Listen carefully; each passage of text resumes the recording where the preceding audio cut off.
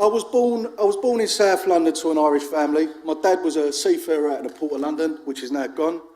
I grew up in a council estate. We never saw a Labour politician. We barely saw decent work, any of us. Most of us turned to petty crime. Most of us turned to selling drugs or whatever we could do, fiddling a dole, try and get enough money together to look after our families. I ain't ashamed of it. It's something that a lot of us have had to do. But fundamentally, the institutions of the labour movement that should have been available to me weren't there. It weren't until I joined the railway in 2007, 2008, just after my son was born, and I got my RMT membership card, that things changed. Because for the first time I had dignity. Before that, I'd worked on building sites, I'd worked in slaughterhouses, I'd worked in sales, I'd knocked on doors, I'd worked up on scaffolding without harnesses, without health and safety. I'd done whatever I could to get a few quid together, but for the first time with my union card, I had dignity, I had democracy in my workplace, I had fellowship. I was no longer just a wage slave, taking what I could, but somebody who had the ability through my own movement to make my voice heard on the matters that were fundamental to me and my class. And my trade union has always been opposed to the European Union, right from the inception of it, from every iteration of it, right back to the EEC. There was a resolution from our Glasgow number 5 branch that said our aims as a trade union cannot be met without a sovereign government with which to enact those policies. And that was back in the 50s. Now, my story is not that different to most working class people in this country. Previously, where we had industry, where people had dignity and jobs, neoliberalism, the last 4 decades, have robbed us, first of all, of those industries at our work, and second of all, of our institutions. You go to labour clubs around the country now, you see UKIP posters. You go to working class areas where people had work, now you see destitution. And it's those same people that have been robbed of work and then robbed of a voice in their own movement who are looked upon, really, by much of the left in this country as being stupid, as being ignorant, as being bigots, as being racists. We had a march in London not too long ago of a load of football hooligans. And I saw so many people on the left saying this is the 1930s all over again. This is the 1930s, they were saying. 1,500 or 15,000 people from northern towns with regional accents, and suddenly it's the 1930s all over again. But now look, we've had a couple of 100,000 people marching in London against democracy, but no one can see the threat there. So it makes me wonder. Now, I have never seen so many people suddenly concerned about workers' rights and jobs. I've never seen it. I've been standing on picket lines in this country for 10 years. I've been standing on picket lines in this country for 10 years, and I tell you what, it's only a recent event we see a Labour politician near us. Never mind any of these people that are marching up and down in London talking about workers' rights. In 2008, when the credit crunch hit, it made no difference to people like me. People going, we're going to lose jobs, everyone's skint. I thought, hang on, I'm skint every day of my life. Credit crunch is just like another cereal the kids on my estate couldn't afford to eat. Every time I open my front door, it's a credit crunch. And suddenly we're meant to be worried about the collapse of neoliberalism, what's going on around us. Now, we've always opposed the European Union as a trade union, and the entire British Labour movement did on those grounds. Because we've always, think of the tradition that we stand in the Labour movement. You go right back to the Putney debates, the Chartists, the suffragettes, Peterloo, General Ned Ludd and his army of redressers, the bold defiance, the 84 miners' strike, the 66 tightly knit group of politically motivated men. All of them had the same principles in their heart, and that is the democratic ownership of our government and of our industries and of our lives. And now people want us to sacrifice that entire movement on the altar of the EU. That somehow a bunch of technocrats that we don't elect somewhere else are going to be a defence against our own ruling class. It's nonsense. We've never been afraid of the Tories. We've beaten before and we'll do it again. And I tell you, the problem we've got in the left is, as the institutions of the working class and their jobs have been removed from around this country, some of their institutions been taken over by the Liberals. And that is a problem for us. Because I can tell you what, whatever you think about people that turn out for Tommy Robinson demos or any other march like that, the one thing that unites them people, beyond whatever other bigotry that's going on, is their hatred of the liberal left. And they are right to hate them. They are correct. Because they are the people who have seen their industries taken away, who've captured their Labour Party and are now talking to them like they're the scum of the earth.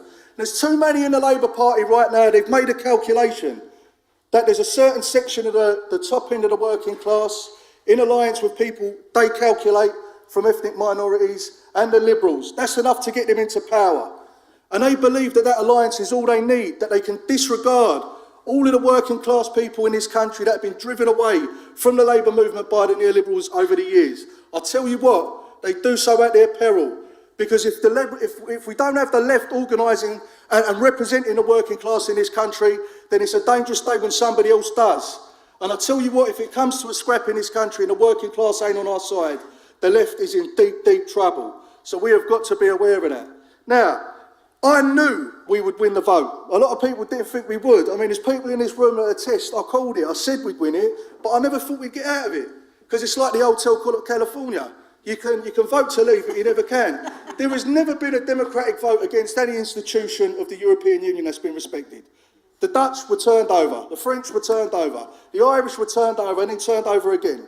Every time there's a vote, it's turned over in the interests of those that are in power. And I don't care what anyone says. I don't think there is this great... The difference between Leave and Remain is such a small thing that there's more things that unite us than there is that separates us. I don't believe that at all. I think there's a class divide in this country. There is a class divide in this country, and I tell you what, there is a lot of people out there who don't vote, who if you give them something to vote for, will get out of bed and come to the ballot box. And I tell you what, you can't give people lacklustre, lukewarm promises. If you give people something decent, they will turn out. This was the first election I've ever voted in and I felt like it was going to mean something. I've held my nose and voted Labour all of them years and couldn't see too much difference between them and the Tories, to be honest with you. And that's the truth. My trade union founded the Labour Party. We were kicked out of it. We just had an annual general meeting recently where our members, even though we're good friends with Corbyn, he's looked after us for years, did not trust going back into the Labour Party because of the likes of Tom Watson and all the rest of those fifth columnists in there who are trying to do us in. We have had enough of neoliberalism. What people want in this country is a decent house, they want a decent job, they want a health service, they want education for their kids, and they want a pension so they can retire in dignity. And every one of those things are in opposition to private ownership of the economy. So the only thing that matters in this country right now is who owns what. That is the question we have got to fight on. I'm sick of people coming from the left, talking about all of these different types of issues. If we are not fighting on the fundamental basis of who owns our economy, then we are not engaged in left-wing activity as far as I can see it. And for the first time, we've got a Labour Party with a manifesto that I would gladly vote for. But I tell you what, it's worth so much bog paper inside the European Union. My industry, the railway, privatised under EU Directive 91/440, we cannot take it back into public ownership under the terms of the Fourth European Rail Package. I am blue in the face from explaining to neoliberals and pro-EU people, you cannot nationalise railways under this legislature, even when you show them the text of it, even when you show them in black and white. I mean, the EU write this stuff down for you. They're not hiding it. It's not a secret. They show you. Even when you tell them and you show them, they still don't believe you. The European Union is an empire. Why is it all of a sudden we cannot see that? Just like the Berlin Conference that carved up Africa prior to World War I, we've got the Cotonou Agreement, which shackles all the former colonies to the imperialist powers in the European Union. Ireland has become a warehouse for the likes of Amazon to offshore their taxes through sales into the European Union. The uneven economic development in the European Union means Ireland, a country that suffered colonialism and imperialism for most of its history, cannot industrialise. It is trapped forever as a warehouse for the likes of Amazon and the others. They must have their budget rubber stamped by people they can't elect before it even goes to their parliament. Every Irish man, woman and child in the country is a debt slave to the tune of €44,000 to bail out French and German banks, some of them with turnovers 20 times the size of the Irish economy. For what died the sons of Roisin? When Pearse stood on the steps of the GPO, was this what they fought for? Is this what our ancestors fought for? To take down one flag and put another flag up, just as imperial was the last one? And here we are. And you get people now, all of a sudden in this country, on the left, I have to say, with some honourable exceptions, they've somehow discovered there's a border in Ireland. I mean, I wish they'd come across it a little bit earlier on. All of a sudden, the border in Ireland, everyone becomes an expert on it. I can tell you now, there is nothing in the Good Friday Agreement that prevents a Brexit. The only thing that prevents any arrangements in Ireland to satisfy any deal is political will. And you have to see what is really going on.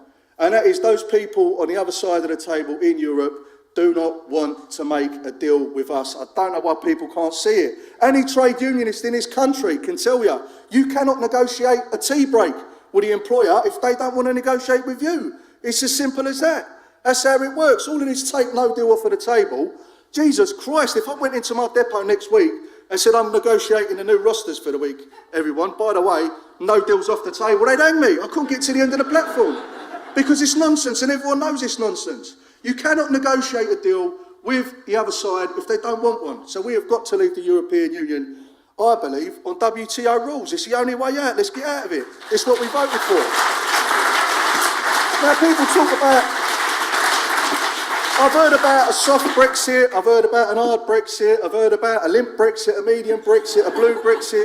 I've never heard so many different types of Brexit. But it was quite helpful because the Prime Minister at the time wrote to all of us here with our own taxpayers' money, telling us we must stay in the European Union, by the way, and explained to us that that meant leaving the institutions of the European Union, the customs union, the single market, the lot. That's what we voted for.